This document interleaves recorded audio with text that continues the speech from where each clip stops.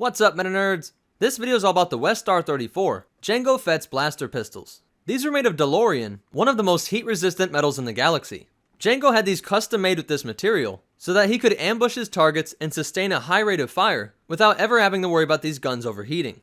This blaster produced extremely powerful bolts, and to give you a reference for just how powerful these shots were, even though it could only fire 20 rounds per power pack, unloading these guns on a target was said to generate so much heat that it would have melted any other blaster that wasn't made of this material. Of course, that also meant it was extremely expensive, and although we don't have an exact number, being one of the most renowned bounty hunters in the entire galaxy, I'm sure JANGO could comfortably afford them, and worst case, they should count as a tax write-off. If we actually take a look at the parts of the gun, we see how it is both utilitarian and honestly kind of sleek and artistic. Up front, we have a flash dissipator. Towards the back, we have this gas and power cell cartridge, which were worked into a single unit. That way they could be quickly and easily swapped out. But it also gave an added bonus that the Tabana gas cartridge and the power cell didn't have to be stored in the handle of the gun. And as we see here, JANGO opted for a cutout handle just to help reduce the weight of this blaster even further. The trigger was located here, and although this knob on the bottom of the handle would pulse to indicate low power, it's unclear what this other knob up here does. These are stored in holsters which connected to the belt and around the thighs, and these holsters also had to be custom made, and sadly, it's unclear what the leather is made out of, but I'm going to go ahead and say gundark. What do you guys think?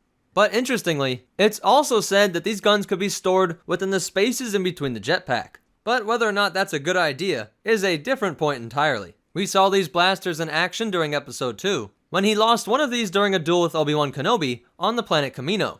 Later, this custom-made blaster was able to kill Coleman Trebor in what would become the opening event of the Clone Wars. Knowing that the bolts fired from this blaster were so powerful that they would melt blasters of an inferior design, perhaps this can explain how Coleman met his fate, as we can see that he successfully deflected that first shot, but it transferred so much energy to his body that it turned him far more than he expected and opened up his body to the next shots. Of course, these beautiful and deadly works of art were lost in the arena when JANGO lost his head. But always planning ahead, JANGO had already commissioned these other WESTAR 34s that were aboard the Slave 1 and intended for his son Boba Fett. And the Fetts weren't the only ones to use this blaster, however, as it was also used by Quinlan Vos when he went deep undercover as Cordo Vos, and by Cal Scarata and Fen Scheisse. So that's it for its history, but there is a very interesting behind the scenes fact, in that many believe that the WESTAR 34 was based off of the pistol that Boba Fett used in the infamous Star Wars Holiday Special. It's not exactly the same, but we know that Boba uses the EE-3 in the original trilogy, and so some believe that JANGO using pistols was a bit of a reference to the old cartoon. But that's it for the WESTAR 34.